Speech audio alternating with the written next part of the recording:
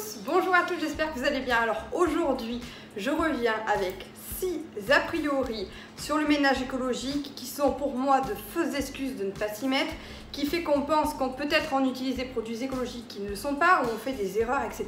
Et on va essayer un petit peu de tout éclaircir. Alors c'est parti. Alors, premier a priori, les emballages peuvent être trompeurs. En effet, lorsque vous allez en grande surface, dans des magasins, etc., vous pouvez penser que vous avez choisi un produit plus écologique, etc. Et vous vous dites, écoute, moi je fais pas DIY, je fais pas tous mes mélanges et compagnie, je vais pas sur les sites qu'on me recommande. J'achète mes produits qui sont bio, ils sont écolabel, ils sont verts, etc. Alors, il faut faire très attention. Je ne dis pas qu'il n'y a pas de produits bio en grande surface, etc. Simplement, ce qu'il faut savoir, c'est que lorsqu'aujourd'hui on vous vante un produit dit vert, dit naturel, on va jouer beaucoup sur l'emballage et le packaging. Pourquoi? Parce qu'en marketing, en communication, c'est la première chose qui va attirer l'œil et c'est ce qui va vous diriger vers ce produit plutôt qu'un autre. Si vous avez envie d'utiliser un produit naturel, qu'est-ce qu'on va faire? On va jouer sur la nature, on va jouer sur la couleur verte, on va jouer sur des mots accrocheurs, etc. Et du coup, votre œil va se porter plutôt qu'un autre et on va penser en fait par le marketing, par les logos, etc. que vous avez donc du coup devant vous un produit qui est bon pour l'environnement, bon pour vous, bon pour l'écologie, etc. Ça s'appelle en fait aujourd'hui du greenwashing. Quand on vous parle de greenwashing, c'est ça en fait, c'est ces emballages qui sont trompeurs, qui vous font penser que c'est un produit naturel, mais en fait qui n'est pas forcément. Alors comment savoir, comment les reconnaître, comment savoir si c'est vrai, si c'est pas vrai, etc. Il suffit tout simplement de reconnaître certains logos qui sont reconnus au niveau de la France, au niveau européen, etc. et qui du coup répondent à certaines chartes. Alors il faut savoir qu'il existe le label bio, le label européen et vous avez pareil également des labels pour les cosmétiques qui sont bien spécifiques, etc. Alors ces logos du coup ils sont connus de tous. Il y a des logos qu'on connaît peut-être un petit peu moins, par exemple pour l'alimentaire, tout ce qui est Déméter, Nature et Progrès, etc. Donc cela répond à des chartes. Souvent les personnes payent des subventions pour pouvoir apposer ces logos sur leurs produits et ils ont du coup des contrôles qui font que en fait leur produit doit répondre à un certain nombre de critères parce que vous avez peut-être un pourcentage bien spécifique d'un produit qu'il faut utiliser et pas un autre parce que l'autre est interdit, etc. En fait, il y a plein de choses. Alors maintenant, vous avez certaines entreprises et certaines marques qui vont s'auto-décerner des labels. Voilà, ils ont décidé de créer un label chez eux qui veut dire vert, green, bio, machin. Mais en fait, ce label ne représente rien. Et quand on vous met sur le produit naturel, dégraissant, efficace, machin, écolo, il faut se méfier. Donc, qu'est-ce que je vais vous dire tout simplement? Je vais vous dire qu'il faut tout simplement regarder les étiquettes. Voilà. Quand on s'intéresse un petit peu et même si on ne comprend pas, on arrive vite à identifier si un produit est nocif ou pas nocif. Tout ce qui finit par an, on, éthyle, machin, c'est pas forcément bon. Donc faites vraiment attention quand vous achetez vos produits. Regardez les précautions d'emploi, etc. Et essayez un petit peu de vous intéresser au sujet pour éviter, ou alors dirigez-vous vers des logos et vers des marques ou des labels dont vous êtes sûr en fait qui sont clean, je dirais.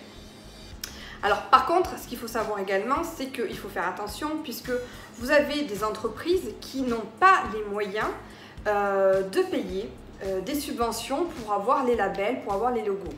Et ça, donc du coup, ça ne veut pas dire que leur produit n'est pas fabriqué dans les normes, qu'il n'est pas écolo, qu'il n'est pas bio, qu'il est ci, qu'il là.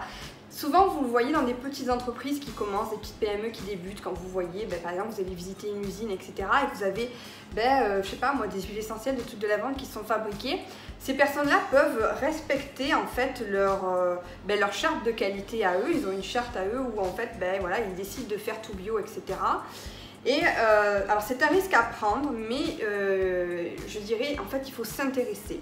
Il faut voir en fait ce qu'ils vous vendent, il faut lire les étiquettes, il faut essayer de se renseigner sur leurs produits, etc.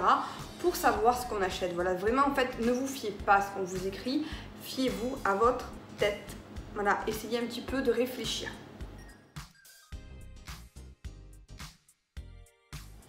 Alors deuxième a priori qu'on a et on se dit on ne va pas utiliser le ménage écolo, c'est qu'en fait si ça sent pas bon, c'est que c'est pas propre.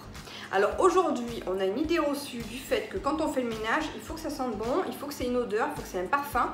Et si on n'a pas de parfum, on a l'impression que c'est moins propre, c'est pas lavé, ça sent pas le propre, voilà, je dirais ça sent pas le propre. Alors il faut savoir justement que la propreté, elle n'a pas d'odeur. Hein, la propreté n'a pas d'odeur. C'est tout simplement les parfums qu'on vous rajoute dans les produits conventionnels qui vont avoir une odeur. Et ces parfums, bien sûr, sont souvent des composés synthétiques, ont des composés organiques volatiles qui vont se disperser dans votre atmosphère et dans l'air intérieur de votre maison et qui vont polluer l'air intérieur. Et ça, en fait, c'est pas forcément bon à inhaler. Donc si vous voulez avoir un peu plus d'informations sur ce qui fait que votre air peut être pollué, n'hésitez pas à regarder ma vidéo sur un air sain dans votre maison. C'est vraiment quelque chose qu'on ne pense pas, mais il faut vraiment faire attention parce que vos meubles, vos produits, etc., vraiment inhalent des choses que sans vous rendre compte, vous pouvez avoir des impacts sur votre santé et ça peut polluer votre air. Donc si vous faites un ménage écolo avec un air pollué derrière, je ne vois pas trop l'intérêt. Donc il y a des solutions naturelles et alternatives pour tout simplement en fait parfumer votre ménage écologique. Troisième a priori, c'est que si ça ne mousse pas, c'est que c'est pas efficace. C'est complètement faux. Déjà, en plus de laisser des traces sur votre carrelage, sur vos surfaces, parce que vous avez peut-être mis trop de mousse, ça va vraiment empêcher en fait entre ce que la matière de votre accessoire, c'est-à-dire votre serpillière ou votre chiffon, ça va empêcher en fait tout simplement. En plus d'utiliser beaucoup trop de mousse, il va y avoir un problème en fait entre la matière de votre accessoire et le contact en fait de la surface que vous voulez nettoyer. C'est-à-dire qu'en fait votre chiffon ou votre serpillière va contenir de la mousse qui va faire un petit peu barrière et du coup ça va empêcher un petit peu moins d'accrocher sur la surface avec laquelle on passe. Donc du coup quand on a de la mousse, ça va plus glisser et ça va moins accrocher. Alors maintenant, si dans votre tête, voilà, ça vous embête énormément de ne pas avoir de mousse, sachez qu'il existe des solutions, il existe des mousses naturelles comme la mousse de sucre, etc. que vous pouvez retrouver sur différents types de sites et que vous pouvez tout simplement ajouter à vos préparations pour avoir un petit peu de mousse. Mais encore une fois, n'en utilisez pas trop puisque ça va altérer la qualité de votre ménage. Ensuite, on a encore un autre a priori qui du coup est un petit peu pareil que l'histoire de la mousse, c'est que plus on va utiliser de produits et plus ça va être efficace. C'est complètement faux. Autant vous dire qu'il faut vraiment respecter les doses, on n'a pas besoin de beaucoup de produits pour que ça soit efficace et un produit quand il est très utile, on n'en a pas besoin d'en mettre des tonnes.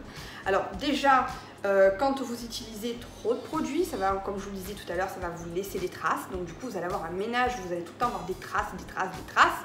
Et en plus de ça, ça peut, on va dire, amplifier le côté corrosif du produit. Si vous utilisez, je ne sais pas moi, par exemple de l'acide citrique ou un produit conventionnel, là, parce que c'est valable aussi autant pour le ménage écologique que le ménage non écologique. Ce que je vous dis, c'est que si vous utilisez trop de produits, ça va avoir un effet trop corrosif, ça peut abîmer vos surfaces. Et du coup, ça peut avoir l'effet inverse en fait. Dans le ménage conventionnel, si vous utilisez beaucoup trop de produits, ça peut avoir des côtés néfastes pour votre santé.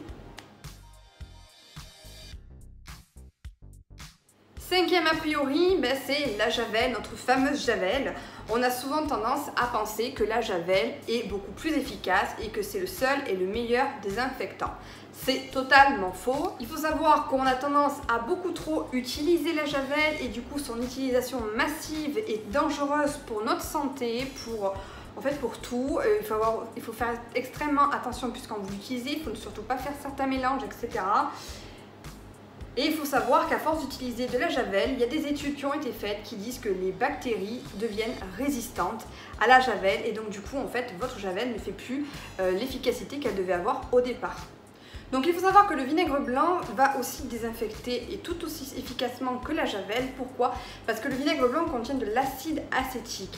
Vous avez le mot acide, mais c'est un acide naturel qui n'est pas dangereux pour l'environnement et pour votre santé et qui va avoir tout simplement un côté antimicrobien qui est nécessaire pour désinfecter nos surfaces. Vous pouvez également utiliser l'alcool ménager puisque l'alcool ménager, vous avez à l'intérieur de l'alcool du coup qui va avoir ce côté désinfectant.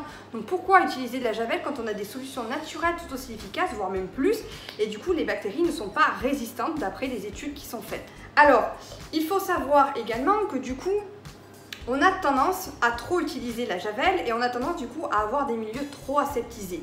C'est bien de désinfecter ses surfaces, c'est bien de désinfecter au quotidien, surtout avec l'épisode de crise sanitaire qu'on a eu, mais il ne faut pas avoir un milieu beaucoup trop aseptisé.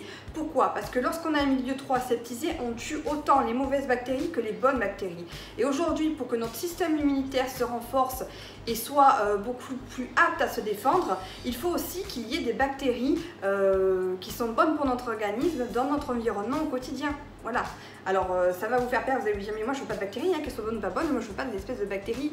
On s'imagine toujours les bactéries comme des petits microbes, ils sont là, hein, vous mangez, on s'imagine plein de choses sur son plan de travail, mais non, vous en avez à l'intérieur de vous-même, vous en avez dans votre microbiote, etc. Et il faut aussi de bonnes bactéries pour pouvoir se défendre en fait. Ne tuez pas toutes les bactéries. Parce que ce qui est mauvais pour les mauvaises, c'est mauvais aussi pour les bonnes. Enfin, dernière chose à savoir, c'est qu'il ne faut surtout pas mélanger les produits qu'on ne connaît pas et faire des solutions et des mélanges improbables. C'est très dangereux de mélanger, surtout quand en plus on essaye de passer, on va dire, dans une espèce de transition entre son ménage conventionnel et le ménage écologique, et où du coup on se dit j'utilise encore des produits conventionnels, mais à côté de ça je vais utiliser des produits écologiques. Alors il faut savoir qu'il y a des mélanges qui ne se font pas, qui peuvent être dangereux. Par exemple, la javel, il ne faut surtout pas la mélanger avec le vinaigre blanc, parce que ça peut émettre des gaz qui peuvent être toxiques que vous allez respirer, et vous pouvez avoir des problèmes respiratoires. Ensuite vous pouvez avoir des réactions chimiques qui vont se faire, parce que vous allez avoir par exemple le bicarbonate et le vinaigre blanc qui vont réagir ensemble. Donc il y a des choses qui peuvent être un petit peu anodines et encore, voilà, ça dépend, mais il y a des choses qui peuvent être un petit peu graves, donc ne mélangez pas sans savoir. En plus, à côté de mélanges qui peuvent être dangereux, vous pouvez avoir tout simplement des substances qui vont s'annuler. Si vous mélangez de l'acide avec un produit qui a un pH neutre, ça va s'annuler, et autant vous dire que votre mélange ne servira à rien.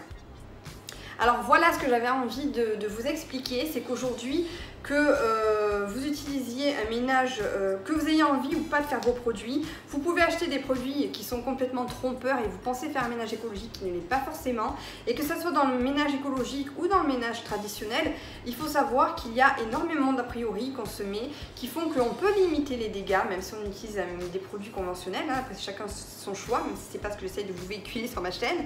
Voilà, en fait, au bout du compte, vous n'avez pas besoin d'autant de produits, vous n'avez pas besoin de quantité de produits, vous n'avez pas besoin de vous dire non mais celui-là il mousse pas, il est nul, etc. Il y a vraiment des a priori qu'on se met, qu'on entend, etc. Et c'est complètement faux. Vous le constaterez vous-même, en fait, vous ferez déjà des économies dans l'utilisation de vos produits parce que vous en utiliserez moins. Et vous verrez aussi l'efficacité parce que comme je l'ai expliqué, si vous utilisez trop de produits, ça peut très bien annuler les effets. Et c'est pas la quantité de produits qui va faire la qualité, c'est vraiment le produit que vous utilisez qui va faire la qualité. Voilà. Alors, vous retrouvez toutes mes astuces et mes conseils dans mon livre si vous avez un petit peu envie de savoir, voilà, d'après ce que je vous ai dit, vous avez envie de vous mettre au ménage écolo, vous ne savez pas comment vous y prendre, vous avez envie d'avoir les bases. Sachez que j'ai sorti un livre pendant le confinement et voilà, dedans j'essaye de vous faire un petit récapitulatif de toutes mes vidéos où je résume et je condense un petit peu tout ce que j'ai pu vous conseiller, savoir des petites fiches, des exemples recettes de ce que j'ai fait, ce que j'ai pas fait. Donc n'hésitez pas à le commander, vous pouvez le commander sur Amazon ou alors tout simplement de vous abonner et de regarder mes vidéos en ligne. Je vous fais de gros bisous, je vous dis à bientôt.